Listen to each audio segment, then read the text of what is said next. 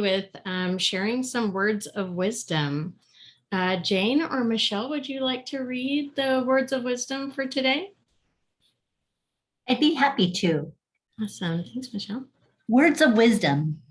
Elders are not born. They are not appointed. They emerge as the sum total of the experiences of life.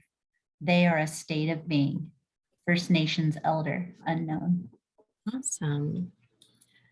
Throughout the workshop today, we're going to be sharing a little bit more about Native Stand, but one of the ways that Native Stand opens each lesson is with some words of wisdom. A big update that we've made in this new version of Native Stand is to try to incorporate, quotes and words of wisdom from more tribal leaders and folks from history, as well as some modern day folks, and their words of wisdom to share with youth. It's a nice small way to incorporate a little bit of culture at the beginning of each lesson. So I'll have our curricula and training team that has worked on Native Stand and Native Stand 2.0 for the last few years introduce themselves.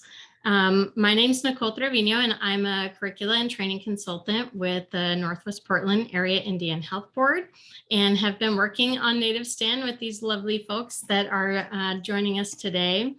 For the last few years, this has been a labor of love over time. I use she or they pronouns, and you can see my email address there. And I think the rest of my co-hosts, I forgot a few email addresses. Drop your email address into the chat box if you don't mind. But I'll hand over to Nasheen, one of our amazing Native Stand folks who's worked on this program as well. Yat bene Nasheen Sluthiansha Holtoe Nishle Tachin Ibashchin Kiani Dashache Ashin Dashanella D et al Astan Nishle. Good morning. My name is Nasheen Sluth. I am Dene, and my pronouns are she, her. I currently live and work on Tiwa land in New Mexico, and I've been working with the board for almost 8 years. I was part of the first cohort for Native Stand facilitators in 2015, and worked my way and have been working with Native Stand as a trainer and now as a curriculum consultant. So I'm just happy to be here, and thank you so much for joining. And I'll pass it on to Jane. Hello, hi, I'm Jane Manthai. I am the outreach specialist for Healthy Native Youth, and I was born in northeastern Arizona, in Winslow, Arizona, and today I'm coming to you from Portland, Oregon. I am helping on the back end with this meeting, so if you have any questions, email me or DM me. I will put my email address in the chat, and I will pass it to Michelle.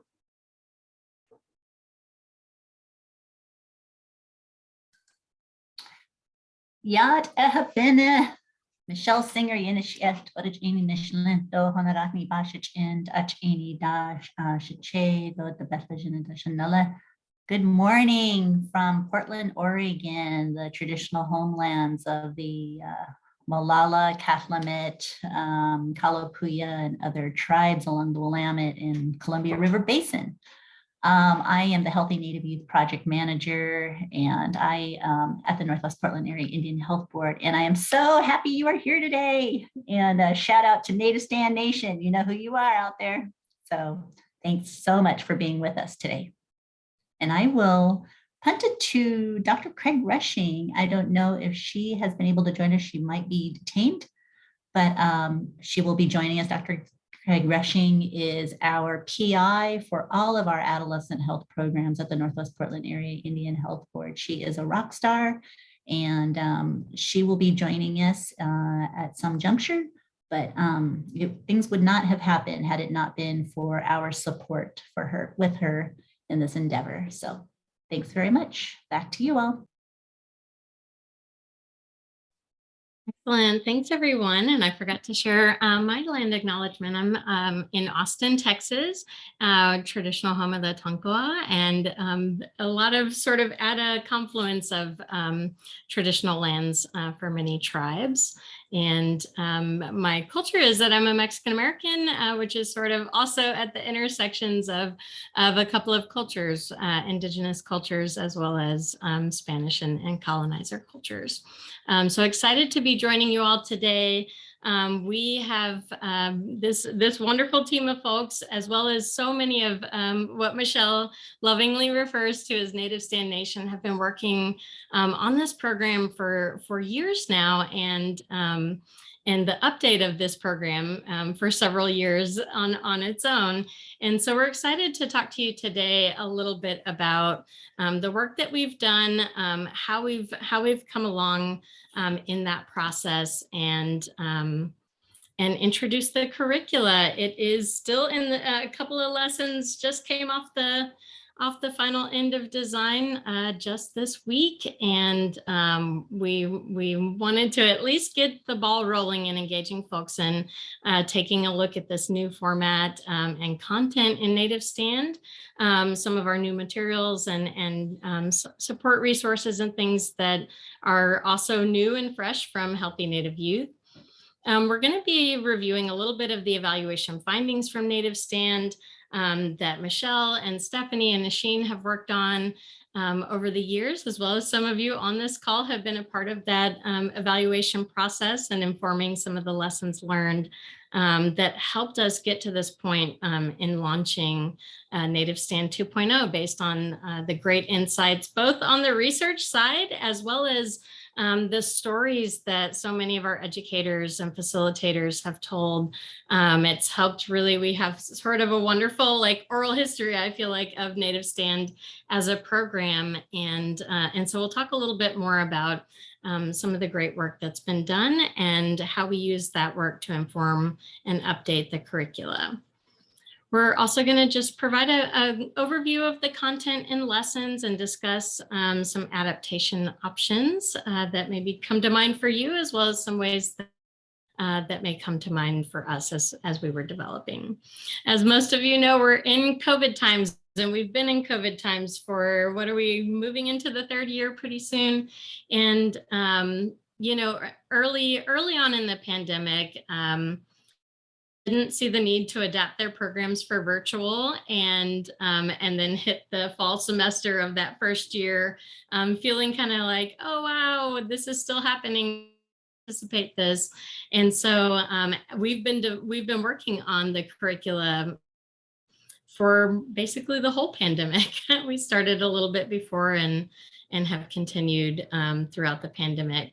So we've tried to design from a space of you know, thinking about that as a context that we're in now, that we may be in for who knows how long, and have tried to maintain one of the best features of the curricula, which is the flexibility in how you use it.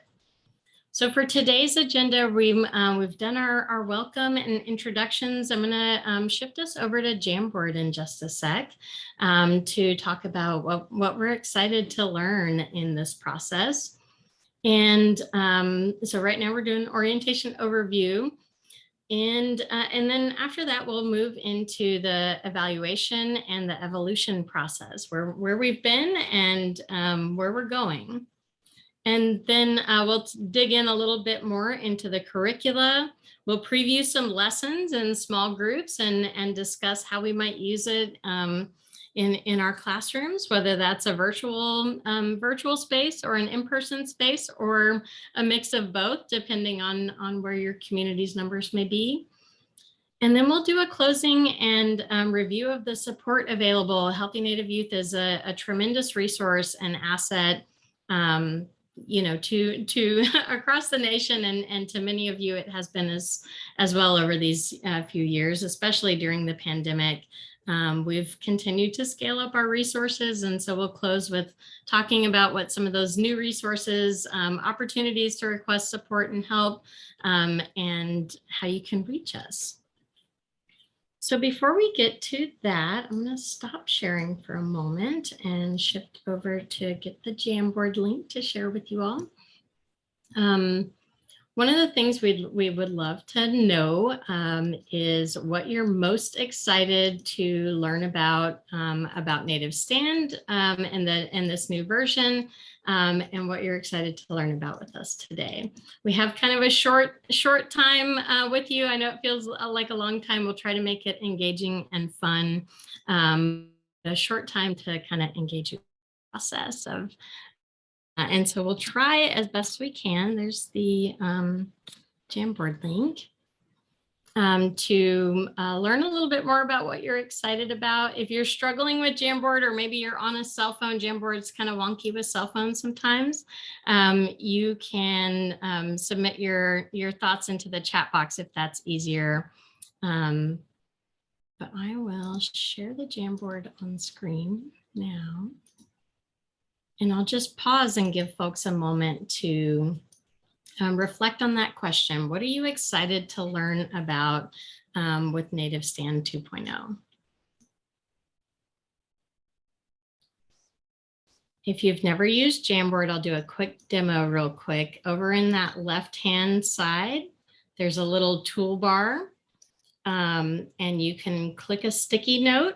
You can also, click a picture and search either maybe your Google Drive, or do a Google image search if you want to do a photo. But take a moment and either add to the chat box or add here on Jamboard something that you're excited to learn about in today's session.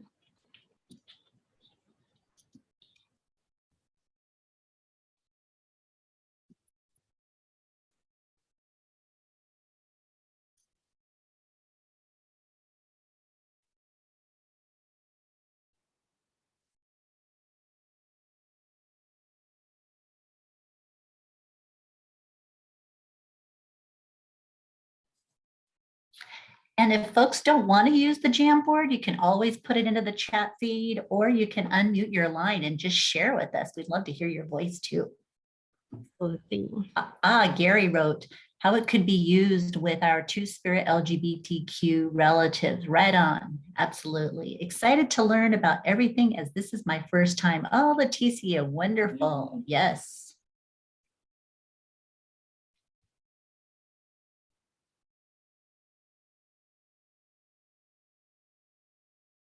I see on Jamboard we're getting a few submissions in. Michelle, would you like to review a few of the insights shared there in case folks are not able to see them? Sure. Yeah, the Jamboard here. I love the little post-its. It's what are you excited to learn about Native Stand 2.0?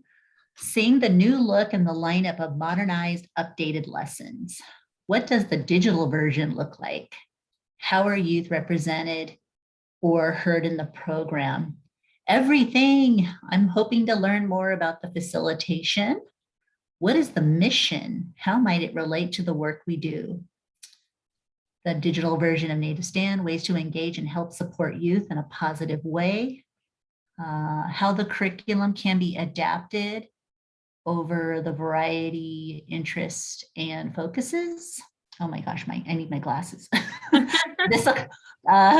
Looking forward to see the new updates and the flow of it all. Boy, these are great. Excited to see the new lessons. Great. Excellent. Well, we're excited to show you all some of the lessons, the look and feel. Hopefully, I tried to integrate some of the look and feel that has changed over time into things like our Jamboard design here. The little border around the edge is a part of the new design. We've gone with the sort of a healthy Native youth style in colorfulness and just fun. I feel like sometimes just the look of things really communicates who something's for and just like what it's going to be. So if the colorfulness gives you any hint into what the curricula looks like and feels like, we're really pleased with some of the new design and things. All right, so thank you, everyone. We've got some good insights. We are going to share a couple of lessons from that are digital versions, and going to give you a glimpse into what that looks like, and a few things that we have taken some great level of effort to integrate is to make sure that there is a better inclusion of more youth into the program, including Two-Spirit and LGBTQ youth and youth that come from those communities. We know that this curricula had not been updated in quite some time, and times had really changed in the span of time between when the curricula was first adapted from the original stand to the time that we live in now. And so throughout the process, I've been telling Nasheen, yeah, it's like all of these things are sort of flashbacks of my teen years, right? The coming off kind of the 90s focus and some of those 90s, early 2000s way of approaching youth curricula. And a lot has changed, right? We've learned a lot, not only from the native stand implementation itself, but also in the field in general, and how we approach our work to support young people. And so we'll talk a little bit more about the program. So Michelle, has Steph joined us yet? She sure has. All right, welcome, Stephanie. Stephanie, I'm hoping that that we can shift over back to slides, and I'll share the slides, but I'm hoping you can just help us tell us a little bit about the evaluation process. And oops, I forgot to hit share before I went full screen. Tell us a little bit about the evaluation process, the evaluation team, and give us a little bit of insight into how that work went. So I'm starting here with a real cute picture of a couple of folks that you all might recognize that are on the call today. That is totally a throwback, isn't it? Yeah, so, STAND was already an evidence-based program when the Indian Health Service identified it as a really promising tool to use to develop culturally relevant curricula for American Indian Alaska Native youth. And at the time, there really weren't any high school-based curricula that were culturally relevant. And STAND had been delivered in rural communities and had a peer education focus. So they really liked that as a model for adaptation. So they went through a fairly rigorous process of adapting and weaving in cultural lessons, and had a work group of both teens and community experts from across Indian country who helped redesign the original native stand. And then we did a mixed methods study in 2010, which is, 12 years ago, with Bureau of Indian Ed boarding schools who implemented the original native stand and had really promising findings and results, but it was a pretty small sample size, just 80 students involved. So they knew we needed to scale it up in order to really, rigorously evaluate it in community settings. So that's when the OHSU team went out to recruit and invite communities from across Indian country to participate in a more broad scale evaluation of native stand. And that's the results that are shown here on this slide. We had 48 communities across Indian country involved, and it was delivered in a wide variety of settings, both in school and community settings, after school programs, and in urban and rural communities. So we were really excited by the findings that, it still was improving outcomes for young folks involved, regardless of their gender identity or the community that they were involved in. We had really strong findings across the board. So, however, at the end of that sort of 5-year study process, we had a lot of lessons learned, implementing it in all of those settings. And that, as you were saying, Nicole, kind of really focused our energy on making some updates to the curriculum. So the last 2 years, we have been making those updates, and all of it driven by the feedback from folks who are implementing it in those 48 communities. Thank you so much, Steph. I know that for many folks, the evidence base behind a program is a really key asset, as well as a selling point, especially if you have funding that requires an evidence base behind your program. And, as Steph said, there's a lot of findings, a lot of lessons learned, and we'll talk a little bit about how we made sure to preserve some of the best of Native Stand and what we knew was working or was being utilized. So we could say that whatever findings came out of the program, we were designing adaptations that didn't disrupt too much. There's a lot of modernization and things like that, but didn't disrupt too much some of the things that we know were critical components of Native Stand that led to the positive findings. And I'm hoping Michelle, both Steph and Michelle worked on that research project. And Michelle, I feel like your role on the project was really focused a little more on supporting some of these amazing communities around the country that participated in the program. I was hoping maybe you could share just a few points, a few lessons learned from Native Stand Nation and their work in the field. Sure. I was very honored to have come into the Native Stand project. That was a partnership between Oregon Health Science University School of Public Health, as well as the Northwest Portland Area Indian Health Board. And it was a 5-year project, and to recruit the educators who came into this project and to work with them over that time, it was a labor of love and a true partnership, because we as individuals and caring adults working with Native youth, it was a true partnership, and we grew up together.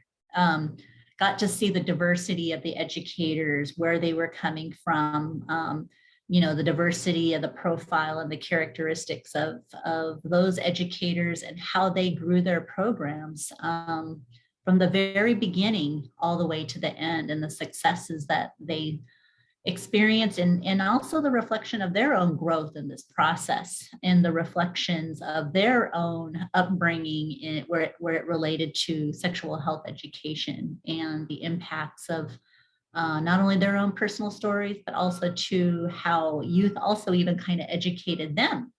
And you'll get to hear from Nasheen on that point. But I think some of the most telling things that were so important was,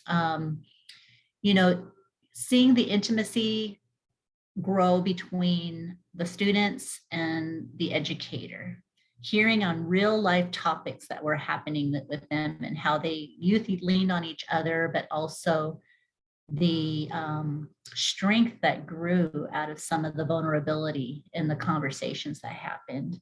And then the popularity that grew amongst students, and how administration supported educators in saying, hey, we need to integrate this and make this an institutionalized program in our school. There was so many creative partnerships and networks that were formed between health, education, child welfare, youth employment, tribal justice, youth recreation, you name it. This program impacted so many issue sets. And I think what was my last story from the field that I would share was a couple of things. Most importantly was the parents, the families that were impacted. One story was from an educator where the young man was being raised by his grandparents, and the educator was in the local tribal store. The grandparents came up and shook the educator's hand and said, thank you so much for working with my grandson. I had no idea these things were on his mind. I didn't even know how to talk to him. And, you know, there's just a lot of gratitude from people who, and in that story, the grandparents and the aunties and the uncles wanted to learn how to talk with youth today in today's modern era. So a parental caring adult initiative grew from this. So those are just some of my, I mean, I have so many, I can't even tell you, but I can just tell you that this is a truly an incredible opportunity for any site that wants to look at doing this. And I really encourage folks to take a serious look at it. So I will take it back to you. Awesome. Thanks, Michelle. Yeah, that's one of the things that always stands out to me so much from our wonderful folks that have been implementing this in their communities is just their stories, the stories that they have shared over the few years that I've been working on this project, and seeing what an impact it's made. And you know, we have some data as well, but hearing some of that anecdotal evidence as well from communities and seeing how it's worked for them and how they've you know, made adaptations and things like that. Some of those great adaptations we started to integrate into this new version, which has been really cool. So now I'm going to hand over to one of our amazing facilitators and educators that actually implemented Native Stand in their community, Nasheen Sleuth. Nasheen, hoping you can just share a little bit of your insights and lessons learned in the actual delivery and practice of this program. Yeah, thank you. I was very honored to be a part of the 5-year implementation process and delivering this much needed content to our Native youth. And from what I learned from implementation was prepare, practice, and persevere. So preparing for the day that you're going to be presenting the lesson, being familiar with the content of the lesson, gathering your materials, preparing your space if you have one. And then also remembering to prepare yourself, because some of the content that you're going to be sharing with youth can be heavy, and it can be sensitive topics that some of us may not be comfortable yet sharing with our youth. So preparing yourself, doing things, self-care, you know, like breathing before you're going to be implementing your lesson, telling yourself positive affirmations. I know sometimes that's hard for us to do, and to acknowledge ourselves and what the strengths that we have, but doing that right before you're going to give all of this amazing information to our youth is really needed. And then also asking for help. I think a lot of times sometimes we try to do everything on our own, and asking for help is a way of helping ourselves.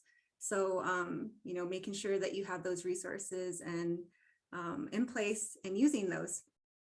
And then in practice, putting all that you prepared for into practice, and preparing and practicing what you know. And some of us may have more experience in presenting sensitive topics to youth, and some of us might be our first time implementing some kind of program like this in their community. So yeah, just practicing each time that you deliver all of the information. And lastly, persevere is really key. I know a lot of times, you know, when we implement something new, we might hiccup along the way. There might be some fumbles and challenges, but persevering through those and understanding that practice is progress. So when each time that you practice delivering all of this information, you know, you make progress into being the best educator, the best leader and advocate for your peers or for your students there, and giving the students that you're teaching the tools that they need to be effective peer educators or peer advocates in your community. So just remember that you are the expert of your own community. You know what your community needs are, and making sure you adjust the program as needed for your community. So you are the expert. And thank you. Yeah, thank you, Nasheen. I will say Nasheen's insights and just stories from the field have been so valuable in the process of editing and updating this this program. There's a lot of insights that we've gathered from folks around the country that have implemented the program, and Nasheen has been an integral part of helping us apply some of those lessons and make some of the adaptations that we know educators like Nasheen and others have been making already in this first few rounds of native stand implementation. And these are some of the wonderful educators and folks that have been involved in the program, some of who I think are here today. Let's see, do we have any? I think we have at least a couple, right? Any native STEM facilitators want to introduce themselves quickly?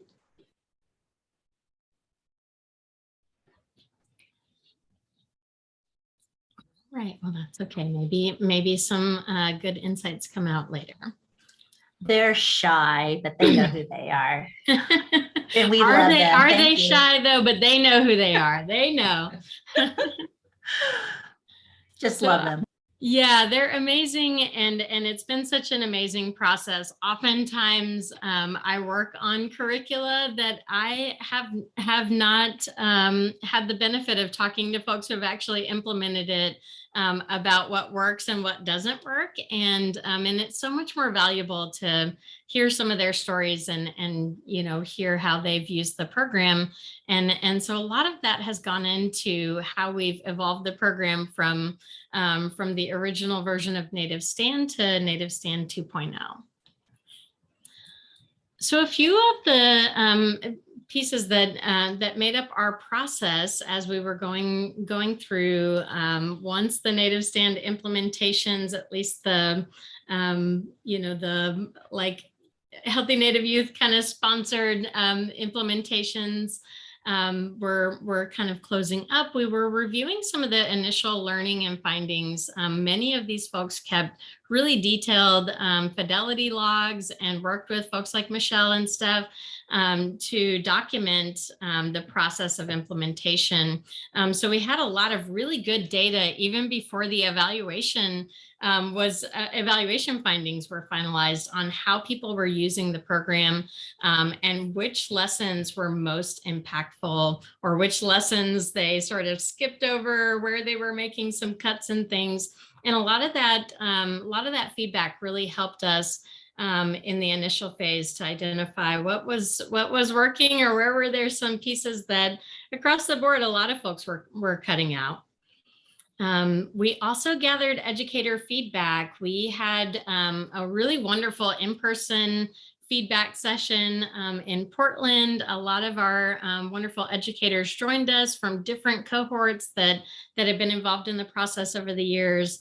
And they gave really detailed feedback. We had folks filling out lesson by lesson notes on what they adapted, what they changed, what things they would like to see approached differently or some, things that were issues. So, lesson by lesson, we had feedback on like, this one's comes across a little shamey. We want the language updated, or this activity, isn't inclusive of LGBTQ students and Two-Spirit students. And so we had such wonderful insights on every single lesson of the program. And so that probably would have been enough, but we went a little bit of a step further and talked through some of those insights with an advisory group, a smaller subset of educators and facilitators who had implemented the program, and got their guidance on some of the adaptations we were thinking about making or considering based on the feedback we gathered at that in-person in-person session. And our advisory group worked with us over several months to give us even more detailed feedback or to talk through how to approach some of the things that we were looking to shift. And then we started editing the curricula and quickly found out that the format that it was in previously was not the easiest document to edit. So we went through a lot of kind of a little bit of pain in the process of transferring a very old Word document that had been converted from a PDF into a new Word document. Jane really was instrumental in helping us get over that hurdle and you know, helping us get into at least a workable format that we could really edit. And we've spent quite a bit of time editing the curricula. When we started this process, we did not anticipate that it would take nearly as long as it did. But when something hasn't been updated in a decade or more, sometimes when you start really digging into it, you find there's a lot that needs to be kind of updated for medical accuracy, updated with new approaches to trauma-informed care or LGBTQ inclusion, things that unfortunately in the field were not major design points in a lot of curricula of that era. But there was still so much that was valuable. We know that culturally relevant, programs and services are a really critical aspect to supporting Native youth and other youth of culture. And so, we along the way, we have kept reminding ourselves, like, keep what's working, keep what's amazing and beautiful about this program, and just update and tweak all the things that aren't working or that need to just be modernized to support young people today. And then some of this final stage of development that we have been in is designing the new look and feel of Native Stand 2.0. So you can see some of the pretty little triangles on the bottom, that very colorful design that's a part of the Healthy Native Youth logo and the previous Native Stand logo. We still wanted that. We felt like that colorfulness really captured the essence of Native Stand and the spirit of Native Stand. But yeah, the layout and some of the formatting and stuff just didn't align with the beauty of the colorfulness in the logo. And so made some of those little tweaks here and there to the design process. I'll throw a huge thanks to Macrina Singleton from that helped us adapt the look and feel and create this beautiful design for Native Stand 2.0. So let's talk about what's new. Here's the new look and feel, and those veteran Native Stand folks or folks that have downloaded the previous versions of Native Stand will notice this looks really, really different. The old version was sort of a red and black design. It had, I feel like, Comic Sans font or something like that. And it looked really, really dated. And so some of our new look is more bright, it's more colorful, and we really work to organize some of the way the lesson is laid out in a way that makes it easy on the educator. Nasheen talked about that need to just run through it, practice right before you get into the classroom. And we wanted to make it easy on educators because we know so many of you out there in the field are scrambling from one class to another. Maybe you're driving across town or across your community from one site to another, and you're busy, especially during COVID times. That's only become more challenging and more hectic of a time. And so we wanted to make it easy in the layout of the lessons for you to just quickly preview like the outline and timing and think about, okay, how am I going to get organized and set up for the day within to prepare for delivering this lesson. And then even our, youth materials and things like that, we wanted to have that same bright colorfulness, simplicity in the design, while still incorporating some, some nice elements that help them kind of connect to traditional teachings and traditional stories and things like that. But that the look of it doesn't detract from the essential kind of elements, which are the culture and traditions. Nasheen, anything to add, or Michelle or Steph? Yeah, and just so you know, like for those of you who were part of the first cohort and all, this is where it was. This was the binder that we carried around. It's about like 5 pounds. And for those of you who were going place to place or different locations where you're implementing this program, this was hard to lug around. So now that this is in a digital form, it's compact, it's easy, it's lightweight. We hope that this is something that you can use and it's convenient for you. Along with all of the changes that Nicole had mentioned, we really tried to reword things in positive reinforcement and strengths-based practice. So we really focused on some of the things that are important for us to reword and re-say as a positive statement instead of, some of the things that were said in the original content in a shameful, negative way. So I just wanted to mention those things that we did make changes to. Yeah, thanks, Nasheen. As Nasheen's mentioned, we that initial version was 27 lessons. Those of you that implement programs know that 27 lessons is a lot, unless you're like a classroom teacher that's got a whole year of time to spend with youth.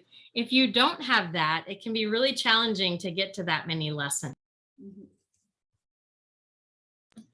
Excuse me, my husband made some spicy food for lunch, and it's filling the air. So one of the things that we did, one major change that we did, is to streamline the number of lessons. We went from 27 lessons down to 18 lessons, which is still a lot, but the curricula is a really comprehensive program. We know that a lot of communities want that comprehensive level of education for their youth. They just don't necessarily have the time for close to 30 lessons. And so we wanted to cut the lesson number down and focus on the most important skills, as well as focus on the lessons that in practice, many facilitators like Nasheen were actually using. Nasheen, something to add? Oh, I was just reading some of the comments. It's a curriculum, you use it. That's right. Yes, yeah, Nasheen's very popular. She has a few identities, right? The other piece that we changed in the curricula content, a lot of the timing of lessons was kind of all over the place. Some of the lessons I would tell Nasheen, like week in and week out, I'd be like, this lesson is clocking in at 2 hours if you use the maximum amount of timing. And so 27 lessons, but when the timing on some was like 30 minutes and others was closer to 2 hours worth of content, we did a little bit of that balancing to ensure that, the timing that many of your organizations might have is usually closer to like 50 to 60 minutes, maybe an hour and a half. So streamlining some of the timing and things to cut down to a reasonable time in each lesson, and what we thought would be really balanced to hit in each lesson, so that there wasn't sort of that up and down, like, oh, I prepared for this lesson and it went by in 30 minutes and now I don't know, I don't have anything prepared to do the next lesson. And so other pieces, I think Nasheen mentioned this, we updated a lot of content for medical accuracy.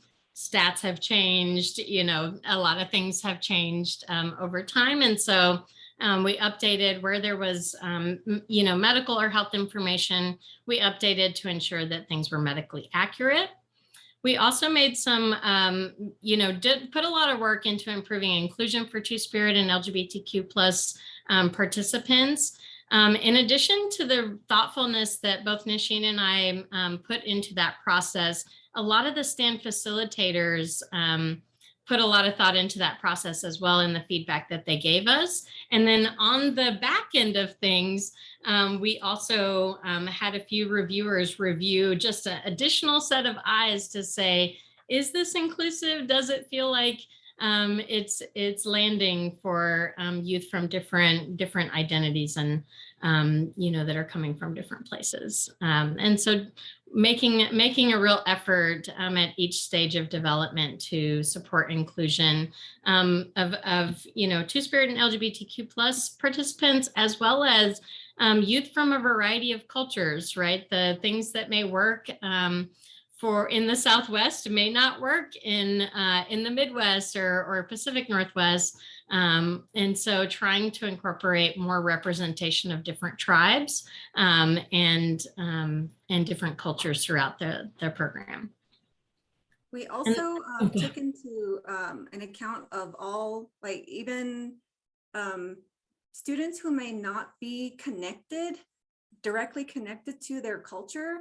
So, we sometimes call this reconnecting youth or reconnecting Native youth. So we also took that into consideration and made those adjustments in some of the lessons.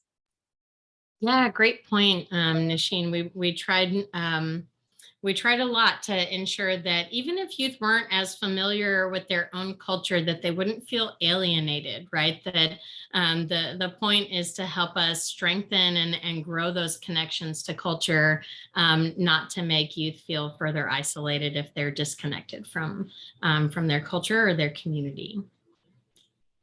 Lots of trauma-informed pieces throughout there. Like Nasheen said, we really made this effort to try to take a positive orientation to the program and focus on what we wanted for youth, as opposed to some of the risk avoidance that you see in a lot of others. There's still risk avoidance, right? But there's a lot more focus on how we use our strengths to navigate things, how we use strengths in our culture and our values and things like that to make strong decisions for ourselves and our futures. And then finally, updating some of the teaching methods and formats. Youth are in a really different place. I was telling my nephew, who's 11, yesterday about the first iPods, right? That was such a revolutionary kind of thing at that time. And I was already in college when that happened. So, that was sort of around the time that maybe the first iteration of Native Stand was coming about, and there's a lot that's changed for young people, and so we've tried to kind of get with the times a little bit, right, and meet youth where we know they are now, and the circumstances that we exist in now. Any questions so far? Let me pause here. Any questions, Jane, in the chat box that have come through, or any questions for folks that want to unmute and ask?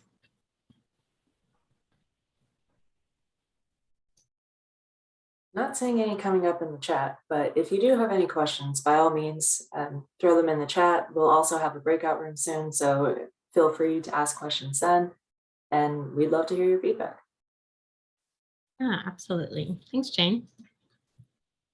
Okay, so this hopefully is not too, I know it's really tiny, but I'll talk through some of the formats. So we did on quite a few lessons, think about how to consolidate some content. We made a few shifts. We combined content from a couple of lessons, and that's how we landed at 18 lessons. We also developed, I think, 2 new lessons throughout this process. Now I'm struggling to remember which one besides Stand Together is the new lesson. Is it goal setting? Goal setting. Okay, that's what I thought. I was like, wait, which one was it? So we structured into 18 lessons, which are organized into 6 units. So the first unit really focuses on learning about ourselves and each other. It's an opportunity for youth to connect with each other, to build some of that kind of team orientation. A big shift that we made in the content of the curricula was shifting from, in the original, it was youth were referred to as peer educators, but there wasn't necessarily like a specific role, or it wasn't as clear for a lot of facilitators how to engage youth in that peer educator role. And how to support them in like co-delivering the curricula. So we shifted to a peer advocate concept, and that concept helped us refer to youth on a regular basis as information that they can use themselves, but how might they share it to support a friend or a peer in their community? And to see themselves in a role of like, you're learning some really important things. How do you use that to strengthen your community and be an asset to your peers? And so we've tried to weave that in throughout all the lessons, continuously kind of referring to like, how can you use this as a peer advocate or be a peer advocate to someone else? And so in the spirit of that, really wanting to preserve that team building piece that makes up really a lot of the first 2 units there. So introducing them to the program, building some of the team, practicing some skills and kind of having fun with each other and engaging with each other in a way that helped them feel a little bit safer and more secure in the group before we got into some of the more intensive content that can, be a little bit harder to open up about or share with your peers. Go ahead, Nasheen. I'd like to add too that one thing, a major change is that there was in the original content, there were a lot of self kind of quizzes or work that they had to do on their own, like answering questions. So we really tried to minimize that and eliminate that and try to be more engaging with the way that we ask questions and to kind of gauge where our students are at.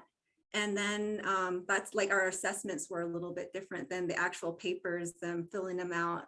We felt like that was too much for students to do and not as engaging as really getting into the content and the lessons that's important for them to absorb.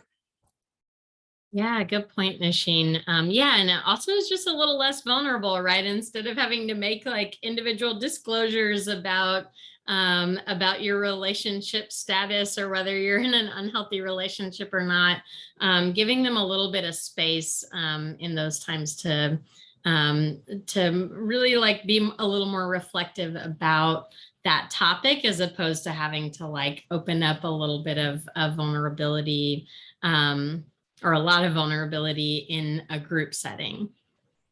So those first 2 units are really, helping youth kind of connect to themselves and each other, engaging a little bit more in culture and understanding our diversities, while also thinking about kind of our values and how that kind of connects to our future as well as to our past, right? And then unit 3 starts to kind of shift into relationships and goals, getting them thinking about healthy relationships over 2 sessions, and then setting some goals for their future so that they can start thinking about what they want for themselves. And then unit 4 and unit 5 is where we really start getting into the sexual health content. So we've got reproductive health 1 and 2, and then safe snagging. So we're starting to kind of pull together some of the content on how our bodies work, as well as how we take some steps to protect ourselves.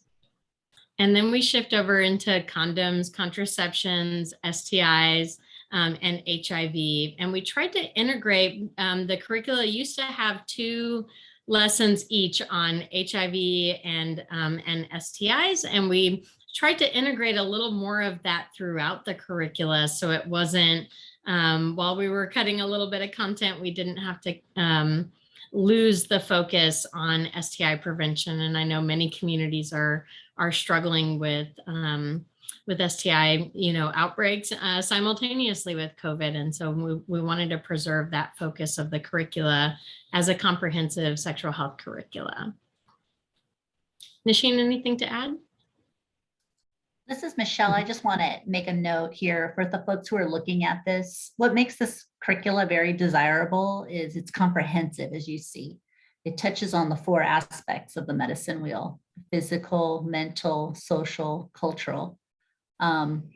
So, you see, even though it really has a marquee of sexual health, which is very important, and that's the driver, you'll see the other aspects that really are part of an integrative, comprehensive model in working with our young people on these basics of, reducing risky behavior, positive youth development, and decision-making. So that's what makes this a really cool curricula. Yeah, thanks, Michelle. I agree. I think it's we really tried to look at health holistically, which the curricula already had a lot of that focus. That's why it's a really valuable curricula. And so, yeah, bringing out that and really emphasizing those pieces.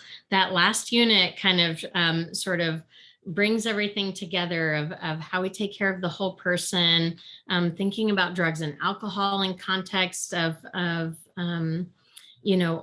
health and well-being. And then the whole curricula closes with a new lesson called Stand Together, where throughout we're having them think about their goals, values, culture, and some of those things.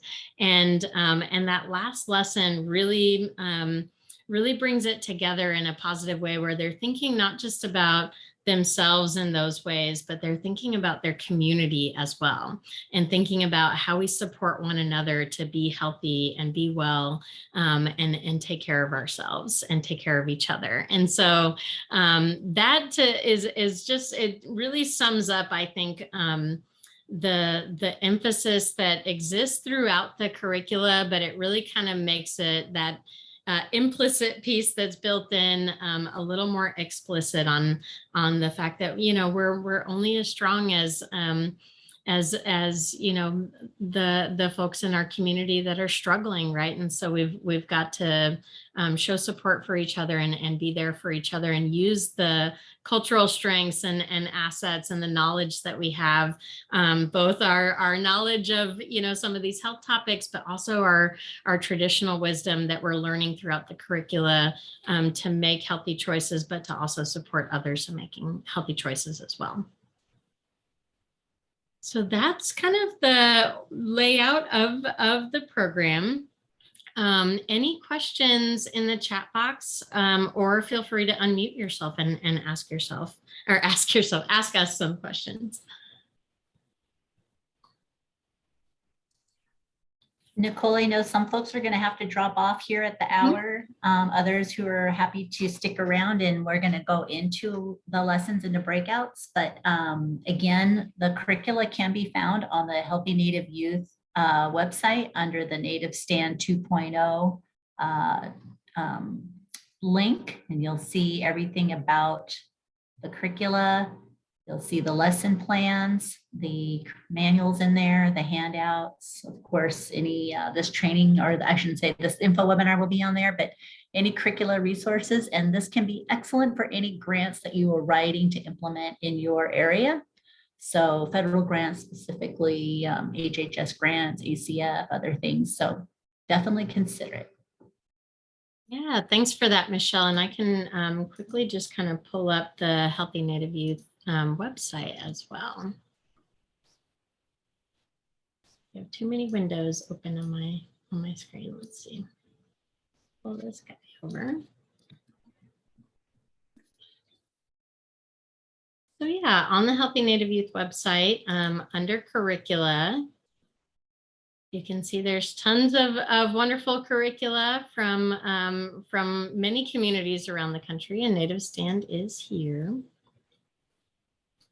And so if you're looking for for some of the lesson plans, we're going to be updating on, some new batch soon of additional kind of content here. And we're recording the webinar today to ensure that we can share that with folks who want kind of an overview to the program. Nicole, just to sort of interject, Please. Label isn't very clear on this screen, but that class handouts, Mm-hmm. the lessons. So if you click that one, you'll get all of the lessons in a zip file. Ah, cool. Very And nice. all in there now. Yeah. So, and as you have questions, we'll kind of continue in the workshop. But as you have questions, feel free to to ask either unmuting yourself or in the chat box, and we'll try to get to some of the questions. Do we feel like we need a break, or should we just keep moving along? Yeah, thanks for that, Michelle. And I can quickly just kind of pull up the Healthy Native Youth website as well. I have too many windows open on my screen. Let's see. Pull this guy over. So yeah, on the Healthy Native Youth website, under curricula, you can see there's tons of wonderful curricula from many communities around the country, and Native Stand is here. And so if you're looking for some of the lesson plans, we're going to be updating on, some new batch soon of additional kind of content here. And we're recording the webinar today to ensure that we can share that with folks who want kind of an overview to the program. Nicole, just to sort of interject, Please. Label isn't very clear on this screen, but that class handouts, Mm-hmm. the lessons. So if you click that one, you'll get all of the lessons in a zip file. Ah, cool. Very And nice. all in there now. Yeah. So, and as you have questions, we'll kind of continue in the workshop. But as you have questions, feel free to to ask either unmuting yourself or in the chat box, and we'll try to get to some of the questions. Do we feel like we need a break, or should we just keep moving along? I think we need to keep moving it along. Awesome. Well, thanks, Michelle. So what we're going to do next is Jane has dropped into the chat box 4 lessons. We're going to break you into breakout groups, and myself, Nasheen, Michelle, and I think either Steph or Jane are going to join those breakout groups. We're each going to take a look at one of the lessons, and we'll give you a little bit of time to just review the lesson for the group. And then on Jamboard, there's a few boards set up. If you keep clicking that, the little arrow at the top, let's see, I can show really quickly. If you keep clicking the arrow at the top up here, you can see the title of the lesson that's there. And so each of you will be assigned to a group, and we'll give you a few minutes to take a look at the lesson, and then we're going to just talk about what stands out to you, maybe any insights or reflections as you take a look at the lesson content, and then also talk a little bit more about how you might use it in your community. Again, some of you may be virtual, some of you may be in person, or a mix of both. And so we've tried to add some flexibility throughout the curricula. We've been making a few little facilitator notes that say, like, if doing this, virtually, you could, do this. So there's a few different adaptation options built in to some of the lessons as well, just to give some support in that arena. But so again, we're moving into breakout groups. Jane, do we Are they going to automatically be moved Yeah, into I'm a group? just making sure that we have one person in each of the groups from the team. So give me Oh, cool. a brief moment and Awesome. And so again, we're taking a few minutes to just peruse the lesson. I think each of us that are sort of hosting the breakout rooms can share the lesson on the screen and talk through it if that's helpful, or you can look at it on your own. And then we're just sharing reflections either on Jamboard or in a discussion on what stands out to you, or any insights as you review it and how you might use it in your community. all right, and we'll take you to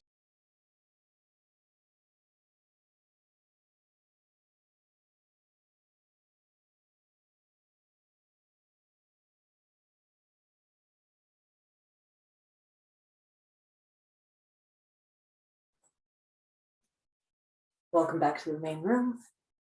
Yeah, thank you, Jane. Well, I know that was a quick time to take a look at the lesson and kind of discuss. I would love to hear from folks, any insights, anything that stood out to you from some of the lessons. Maybe from the first group that took a look at honoring diversity and respecting differences. So our group, we had Hannah Warren, Kelsey Yanni, and Michael here, who's a veteran of Native Stand educators. And we got cut out. We were like halfway through our curriculum. But if you do have anything to share, please feel free to unmute, or you can go to the Jamboard and type in your response there. Yeah, so as I'm still processing the lesson that we reviewed together, I just wanted to say that I'm really impressed with how this lesson is able to share a lot of information in a way that doesn't seem to be overwhelming for the facilitator or for the students. I was expecting, it to be overloaded with information and just a lot of text and pretty text heavy. But I really like the approach that's taken with this lesson, and how it just carries both the facilitator and the students through all of these important and typically tough conversations. So I just really like that aspect of the lesson so far. Thanks, Hannah. Yeah, it's really hard to get a lot of content into 50 minutes while still preserving sort of your own sanity and anxiety level as a facilitator. I think one of the benefits has been that both Nasheen and I have implemented curricula in the field, and so as we were editing with a health educator's mindset, a facilitator's mindset, and really thinking about what's doable without creating that sense of anxiety, and how do we, there are some things that we want to say explicitly, but what can we just like show rather than tell? And we really tried hard to do that in every lesson, to show inclusion. Sometimes we're explicit on the inclusion, but sometimes we're just kind of showing it with the way that we've designed. Thanks for that. How about from the next group, goal setting?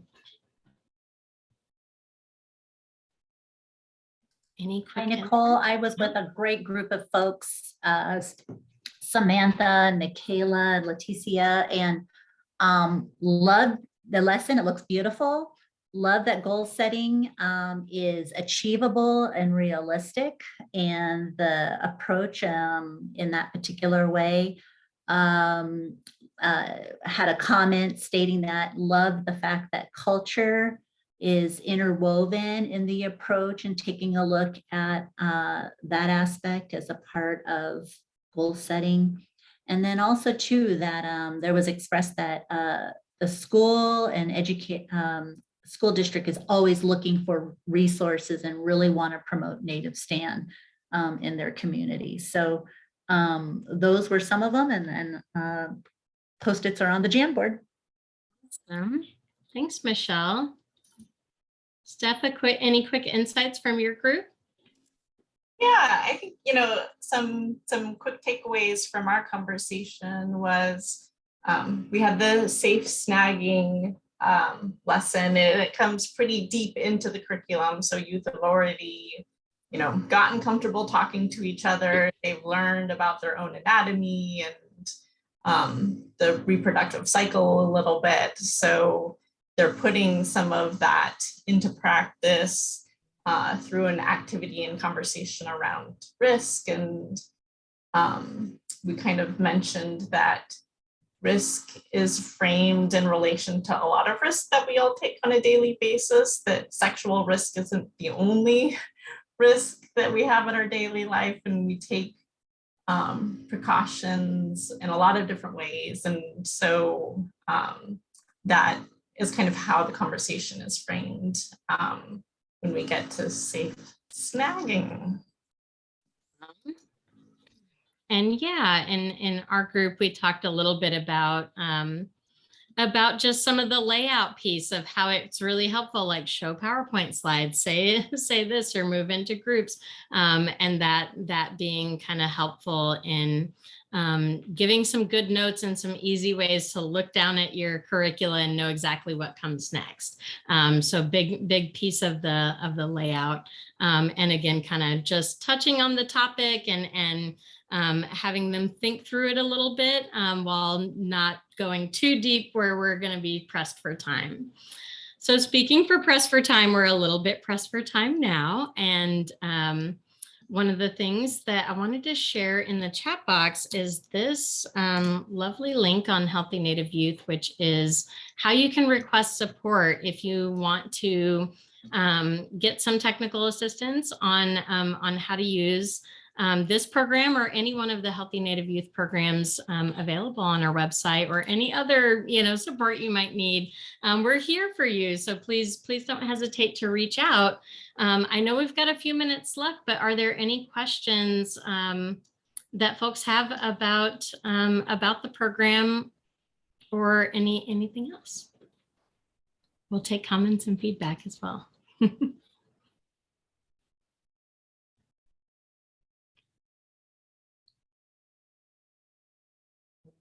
Oh, thanks for sharing, Michelle. Yeah, I think we're up against the time, but we are all here and happy to help. And this has been fun. Yeah, it's always a fun day when we're working on Native Stand, and we're excited. We're going to be getting more content up on the website. We'll be sending updates through our newsletter. I just want to thank my fellow colleagues that have contributed in many different ways to the development and evolution of this program. We're really excited to get it out there and have folks start to engage with it a little more, take a deeper look and see what questions come up for you. I'll stick around for a few more minutes, but also want to give a great thanks and shout out to Stephanie and Michelle and Nasheen and Jane and all of our wonderful colleagues here that have been with us today. So thank you all so much. And just want to give a shout out to our community of practice. If you are available every second Wednesday of the month at 10 a.m., we have a wonderful opportunity. If you're interested in starting a program, or maybe you're further along and want to get some ideas, check out our Healthy Native Youth Implementation Toolbox. And our next community of practice is February 9th. Thrive in the spaces we create. And you'll be able to learn about fun and creative spaces together using Indigenous leadership and peer mentoring approaches. So you'll hear from Nasheen and a couple of other folks next month. So join us, and we put the schedule on the chat feed. And thanks so much.